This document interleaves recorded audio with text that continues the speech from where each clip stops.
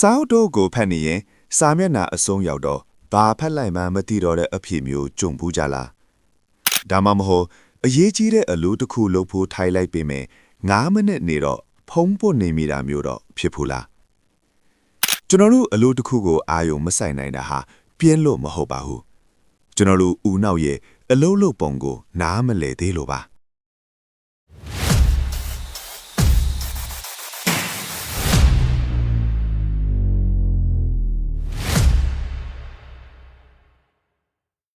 မင်္ဂလာပါဒီနေ့ဗီဒီယိုမှာတော့အာယုံစူးစိုက်မှုနောက်ွယ်ကတိပ္ပာနေကြအချက်လက်တွေနဲ့ကျွန်တော်တို့ရဲ့ဦးနောက်ကို focus ကောင်းအောင်ဘယ်လို hack ရမလဲဆိုတဲ့အကြောင်းကိုလေ့လာကြည့်မှာဖြစ်ပါတယ်အခုပဲကျွန်တော်နဲ့အတူတူလေ့လာကြည့်လိုက်ရအောင်ဗျာဦးနောက်ထဲကတကားဆောင်များကျွန်တော်တို့ဦးနောက်ရဲ့ရှေ့ပိုင်းမှာ prefrontal cortex လို့ခေါ်တဲ့နေရာရှိတယ်ဗျာ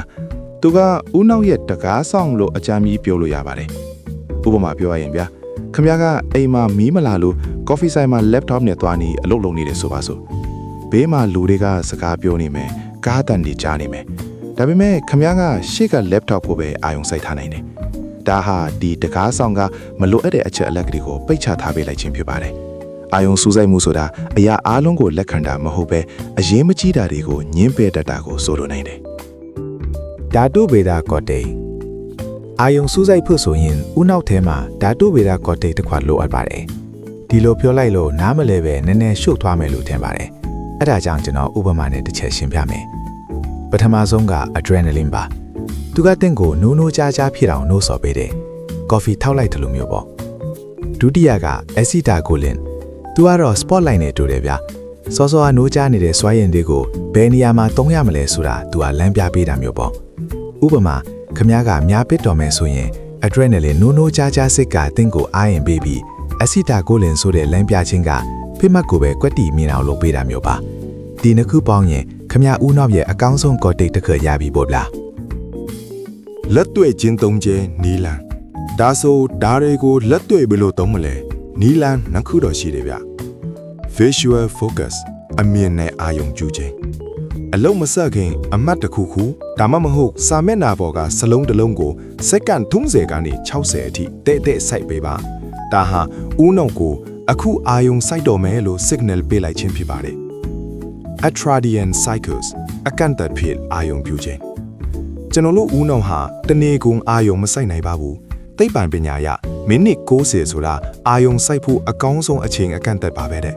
ဒါကြောင့်မိနစ်60အပြင်းထန်အာယုံစိုက်ထုတ်ပြီးရင်10မိနစ်လောက်လုံးဝအနားယူပေးခြင်းဖြင့်နောက်ထပ်စူးစိုက်မှုအသစ်တွေကိုအကောင်းဆုံးပြန်လာနိုင်မှာဖြစ်ပါတယ်အနားယူခြင်းနဲ့ neuroplasticity နောက်ဆုံးအနေနဲ့အရေးကြီးဆုံးအချက်တစ်ခုရှိပါသေးတယ်အဲ့ဒါကတော့အာယုံစူးစိုက်ပြီးအလုံးလုံးနေချိန်မှာခမားဦးနောက်ကအချက်အလက်တွေကိုမထားဖို့ပြင်ဆင်ရုံပဲရှိပါသေးတယ်မထားသေးတာမဟုတ်သေးပါဘူးတကယ်တမ်းမှတ်ဉာဏ်နဲ့ဆွဲမဲသွားအောင် neuroplasticity ဖြစ်အောင်လုပ်ပေးတာကတော့အနားယူခြင်းပဲဖြစ်ပါတယ်ဒီနေရာမှာ neuroplasticity ဆိုတဲ့အကြောင်းအရာကိုမရှင်းပြတော့ဘူးဗျာဗီဒီယိုအရန်ရှည်သွားမှာဆိုလို့ကျွန်တော်အရှိကတင်ထားတဲ့ဗီဒီယိုထဲမှာအဲ့ဒီအကြောင်းရှင်းပြထားတာတွားကြည့်နိုင်ပါတယ်โอเคပြန်စရအောင်အလုပ်လုပ်ပြီးတဲ့အခါခဏတစ်ဖြုတ်တရေမိန်မှာဒါမှမဟုတ်ဘာမှမလုပ်ပဲမျက်စိမိန်နားနေတဲ့ NSDR non sleep deep rest လုပ်ပေးတာကတင်လေ့လာထားတာတွေကိုဦးနောက်ထဲမှာ hard drive ထဲသိမ်းလိုက်တယ်လို့မျိုးမြဲသွားစေအောင်လုပ်လိုက်ခြင်းပဲဖြစ်ပါတယ်အာယုံစူးစိုက်မှုဆိုတာကြွက်သားတစ်ခုလိုပါတယ်လေးကျင့်လေးပေါ်ပြီးတမ်းမာလေးပဲဖြစ်ပါတယ်ဟုတ်ကဲ့ဒီနေ့ပြောပြသွားတဲ့သိပ္ပံနည်းလမ်းအကြောင်းအရာတွေကိုသုံးပြီးသင်ရနေရက်တွေကိုအာယုံစူးစိုက်မှုအပြည့်နဲ့ပိုမိုထိရောက်အောင်ပြောင်းလဲနိုင်ပါတယ်ဒီနေ့ဗီဒီယိုကတော့ဒီလောက်ပါပဲဗျာမိတ်ဆွေတို့အတွက်တစုံတရာအကျိုးရှိမယ်ဆိုရင်ကျွန်တော်ရဲ့ channel လေးကို like and subscribe လုပ်ထားဖို့မမေ့နေဘူးဗျာနောက်ထပ်ဗီဒီယိုတွေမှာပြန်တွေ့ပါမယ်အားလုံးပဲတာယာအေးချမ်းတဲ့ဘဝတွေပိုင်ဆိုင်နိုင်ပါစေဗျာ